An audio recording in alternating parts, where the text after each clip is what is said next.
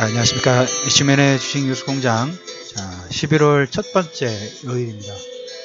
서울은 약간 날씨가 좀 흐린 부분들이 없지 않아 있긴 합니다만은 가을 냄새가, 가을 기온 자체가 상당히 자욱해지는 상쾌한 아침입니다.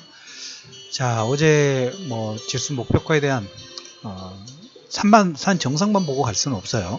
항상 내 앞에 한 발짝이 더 중요하기 때문에 관련된 내용 부분들, 현재 시장에 우리가 이번 주 11월 1일입니다. 11월 1일이고 먼저 큼직한 이 이슈 부분들을 얘기 된다고 하면 오늘 이제 그 FMC 미국에서 세제 개편안 제출이 되죠.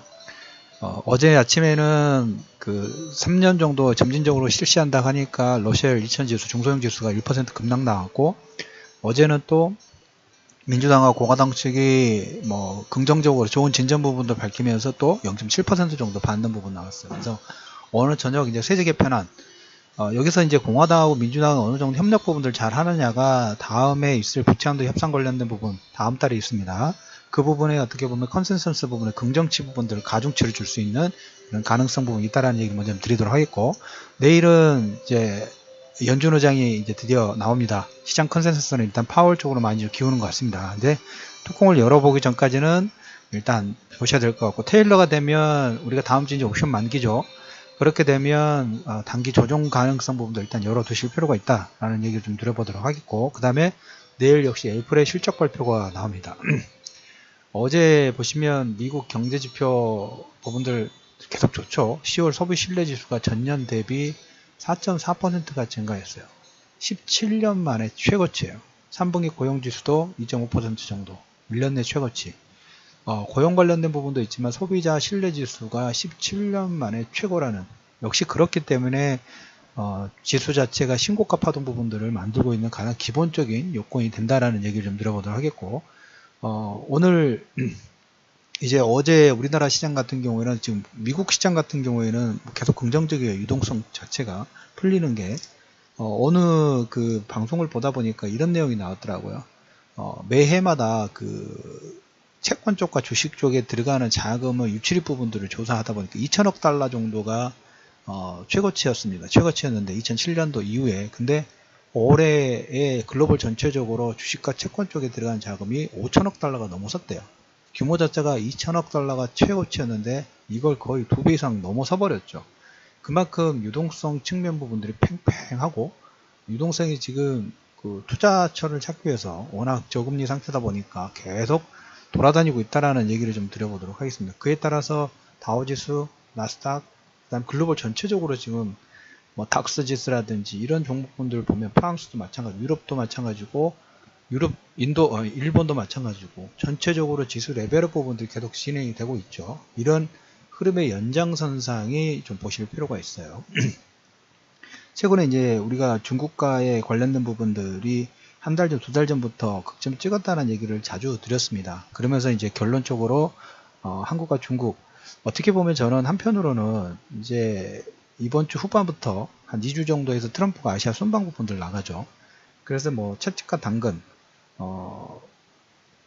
아마 무기 많이 팔고 무역 협상 관련된 부분들을 따내기 위해서 지금 그 전에 구두상으로 했던 부분들을 조금 회수하지 않을까 하는 생각이 싶어요. 그래서 이번에 시진핑 정권 2기가 출범이 되면서 이런 부분에서 계속적으로 이렇게 한중 간의 대립관계 부분들을 하게 되면 좀 놓치게 됐죠. 우리나라 같은 경우에는 어떨 때는 중국에 의존도가 높고 어떨 때는 미국에, 서로 이 양다리 전략 부분들을 분명히 할 필요 있기 때문에, 그래서 아마 좀 풀어주지 않았나, 좀 완화되지 않았나 하는 생각 부분도 좀 합니다. 거기에 따라서 이제 긍정적인 포인트로 지금 전환은 되기 시작했죠. 전환되기 시작했기 때문에 그거에 따라서 뭡니까? 자동차라든지 호텔 신라 같은 경우는 반등 부분들을 좀 강하게 해주는 부분이 있고, 최근에 반등폭이 컸던 화장품 관련 종목군들은 일부 차익 실험 부분들이 좀 진행이 되는 부분이 없지 않아 좀 있어요. 그래서 업종군별로 약간 갈리는 모습들이 좀 나오고 있다라는 말씀을 좀 드리도록, 여기 이제 최근 이제 우리가 어차피 지금 시장 장세의 핵심 키워드 부분들은 다른 게 아니라 외국인이죠. 외국인이 한 5일 정도 어디 섹터를 가장 많이 매수를 했는가, 그걸 중간중간 체크하실 필요가 있는데, 화학 섹터에 한 5일간 한 2,500억 정도 매수가 좀 들어왔고요. 소프트웨어 쪽에 한 1,400억, 하드웨어 쪽에 한 4,000억 정도 매수가 들어왔어요. 은행은 1,000억 정도 매수. 다 어떻게 보면 앞에 은행과 화학, 특히 앞에 보면 은행과 화학 부분들은 뭐 경기 민감주 섹터 부분에 매수 부분들을 확대하는 모습이 계속적으로 체크가 되고 있다라는 코멘트를 좀 드려보도록 하겠고, 우리나라 같은 경우는 보면 이거 먼저 얘기 드릴까요? 지금 OCI라다 그 태양광 관련된 부분에서는 지금 두 가지가 있어요. 첫 번째, 미국 의회 쪽에서 어제 그 태양광 관련된 부분들 오늘 좀 체크할 필요가 있는데, 태양광 관련된 부분에서 관세를 그 미국 업체들이 원하는 거는 절반 수준, 35% 정도 부과하는 방향으로. 그래서 미국 업체 쪽에서는, 미국 태양광 건설업체 쪽에서는 괜찮고, 전지업체 쪽에서는 조금 뭡니까, 좋아하는 결과는 아닙니다. 근데 이제 반대로 보면 미국 전지업체 쪽에서는 좋아하는 결과가 아니고 자기들이 원하는 거에 절반 정도밖에 되지 않았기 때문에, 우리나라한테는 이 뭐 시장보다 예상치보다 조금 낮게 나왔으니까 플러스되는 요건 부분들이 있겠죠. 그런데 이 폴리실리콘 반덤핑 관련돼서 중국 관련된 부분도 지금 나와 11월 초 정도에 아마 발표가 나올 것 같아요. 그래서 이 부분은 조금 남아있다 라는 부분하고, 사우디가 신재생 에너지 쪽으로 한 그쪽 중동 지역 있죠. 한 30조 정도 하려고 합니다. 그래서 이것은 플러스 되는 요건이다 라는 얘기를 좀 드려보도록 하겠고, 어제 삼성전자 반도체 뭐 워낙 기사 부분들이 좀 많이 됐기 때문에 영업이익률 50%, 삼성전자 영업이익이 14조 5천억, 매출 순이익 모두 사상 최고, 그 다음에 이번에 그 수요 자체가 좋기 때문에 디램 증설 부분들까지 계속 확장 부분들이 없잖아 좀 있어요. 그래서 어제 마감 시황방부나 얘기 드렸던 것처럼 자사주 매입 부분하고 배당 확대 부분들 하면서 주가는 옆으로 횡보하던 상관없다고 말씀을 드렸죠. 외국인 입장에서 우리가 볼 때 외국인이 뭐 그 배당을 거의 뭐 쓸어간다 해도 크게 진배 다름이 없을 것 같아요.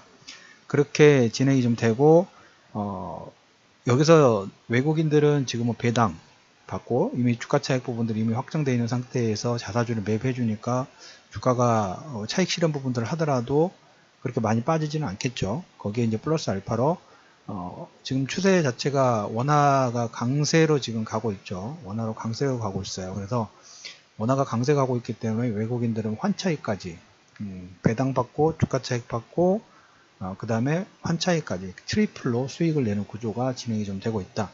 하지만 이제 개인들의 투자 영역 부분들은 조금 타이밍 부분들이 보유하신 분들은 어느 정도 기준가 잡아놓고, 뭐 5일선이든 어느 정도 최소한 마지노선 잡아놓고 우리가 매매 부분들을 그 추세 부분들의 차익 실현 부분들은 그쪽에서 체크하실 필요가 있다라는 얘기 좀 들어보도록 하겠고,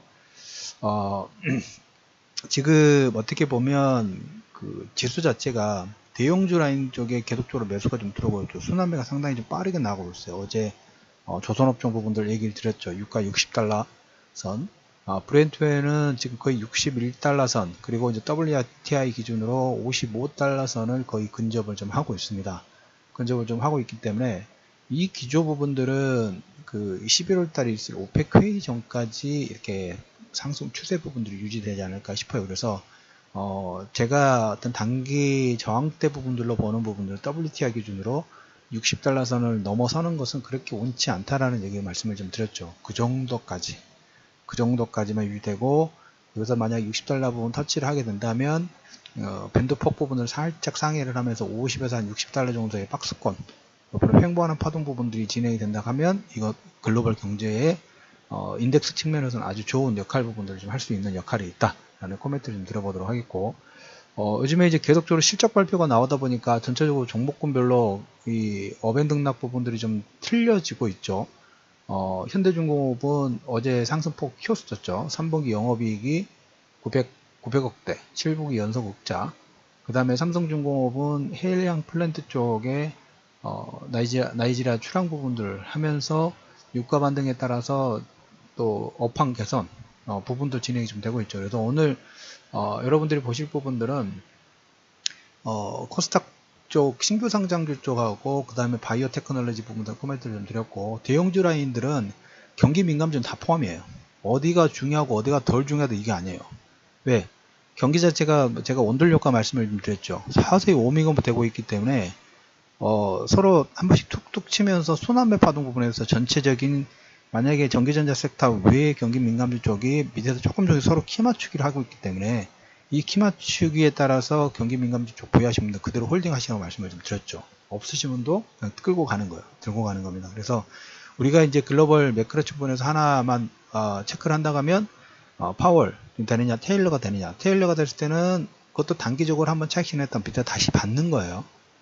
자기가 끝내는 게 아니라 그건 불확실성 부분들이 어떻게 튈지 모르니까 시장에서 관망세로 좀 들어갈 가능성 자체가 크겠죠. 그때는 챙겨놓고 현금 들고 일부 현금은 만들어 놓고 어디 쪽으로 방향 부분들 가는지 밑에서 저가 매수 부분들을 준비하는 그런 단계.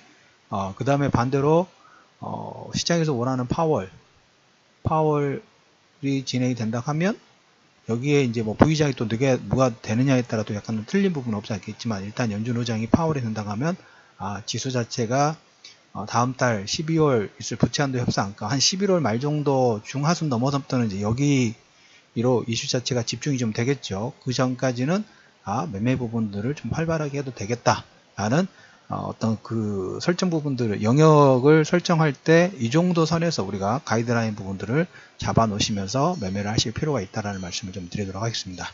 어제 이 방송 오늘 화두에 말씀드렸던 외국인들이 5일 동안 최근 집중했던 매매 섹터 사드에 따라 엇갈리는 자동차 업종 부분들 계속적으로 얘기를 드렸으니까 뭐 아직 이제 바닥권이기 때문에 뭐 최근 반등 부분 나왔다고 해서 크게 놀라실 필요 없고 거기서 반등이 나왔을 때 이런 얘기 드렸죠. 저렇게 하락 부분에서 반등 나왔을 때 매도하는 게 아니라 비중 부분을 더 싣고 더 끌고 가는 전략 부분들이 기본 매매 전략이라고 말씀을 좀 드렸어요. 그 관련된 부분들 유지하시고 어제 마감 시황 방송에서 차기 우리가 지수의 타겟 부분들 시간이 좀 걸리겠죠. 하지만 가야 할 길은 가야 합니다. 그 부분에 대한 녹음 방송 부분들 못 들으신 분들은 다시 한번 체크해 주길 바라면서 11월 첫 번째 일일 수요일 이슈맨의 주식뉴스공장 아침 브리핑을 마무리하도록 하겠습니다. 자, 좋아요 버튼 클릭해 주시고 다스는 누구 겁니까?